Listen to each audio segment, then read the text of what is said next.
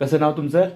मंजू काकतकर. कोण बघितलं मग सापाला ह्या? त्या बाजूच्या शेजारच्याने बघितली. त्यांनी तुम्हाला सांगितलंय? मग दोन्ही दरवाजांच्या मध्ये आहे तो. हा, मध्ये आहे. तो आला तर आत घुसेल म्हणून तुम्ही हा, दरवाजा बंद केलाय? नाही, बंदच होता तो दरवाजा. बंदच होता, आत आलाय फक्त. हा समोरच्या दरवाजातून खाली घुसलाय तो आत. हा हा हा बघूया आता.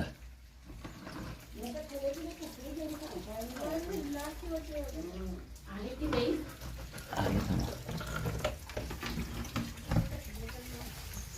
कसा असतोय बघा साप? आहे की नाही? त्याने शेजाऱ्यांनी सांगितलं नाही हा असा अलगत येऊन बसला. लक्षात घ्या, सर्वात रागीट सापाच्या सापामधलं पिल्लू आहे आणि मी शहरामध्ये आहे. काल भरपूर ऊन आणि आज भरपूर पाऊस पडतोय असं वातावरण लक्षात घ्या. आणि शहरात जरी असलो तरी असे मध्ये मध्ये ठिकाण असल्यामुळं हे साप येऊ लागतात.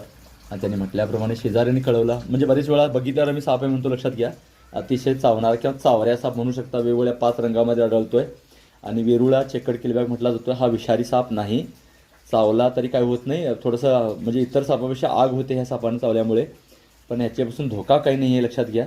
आणि अलगत तो दोन्ही दरवाज्यामध्ये थांबून राहिला म्हणजे आम्ही येण्यापेक्षा साप खुटा यालाही महत्त्व आहे. थोडंसं गॅप होल असं काही मिळालं सापाला पटकन पळून जातं. लक्षात घ्या, सापावरती लक्ष असणं फार महत्त्वाचं असतंय. त्यामुळे आपण न घाबरता जेव्हा साप पकडायला बोलवता तेव्हा तुमची जबाबदारी फार महत्त्वाची असते, साप तिथं थांबावा म्हणून. वेरुळा चेकड किलबॅग.